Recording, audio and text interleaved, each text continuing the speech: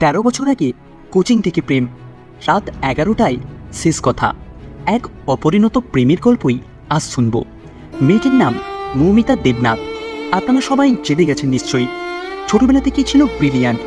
অনেক কষ্ট করে তার পড়াশোনা চালায় তার বাবা মা, করেন ডাক্তার। 13 বছর আগে দমদমের একটা কোচিংয়ে প্রথম দেখা এক যুবকের সাথে।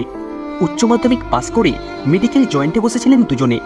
সেই সূত্রেই কোচিং সেন্টারে যাওয়া। সেখান থেকেই প্রেম পানিহাটির মেয়ে আর ব্যারাকপুরের পলতার বাসিন্দা যুবকের। সবকিছু ঠিকই চলছিল। সেই রাতেও নাইট ডিউটিতে ছিলেন মৌমিতার প্রেমিক ডাক্তার। ঘটনার দিনে 11টা নাগাদ শেষ কথা হয়। তখনও সে বুঝতে পারেনি এটাই তাদের শেষ কথা। ডিউটিতে ছিল বলে বেশি কথা বলার সময় হয়নি। পরে ফোনের চেষ্টা করেও পায়নি মৌমিতাকে। মেসেজ করে, তবুও রিপ্লাই করেনি সে। ছেলেটি ভেবেছিল সে ডিউটিতে ব্যস্ত, তাই রিপ্লাই করতে পারেনি। কিন্তু সেই রাত দুঃস্বপ্নে পরিণত হবে সে ভাবতেও পারেনি। মৌমিতার বাড়ির সামনে তার নাম লেখার নেমপ্লেটটা এখনো জলজল করছে। যে বাড়িতে সানাই বাজার কথা ছিল, সেই বাড়িতে এখন শোকের ছায়া, কান্নার শব্দ।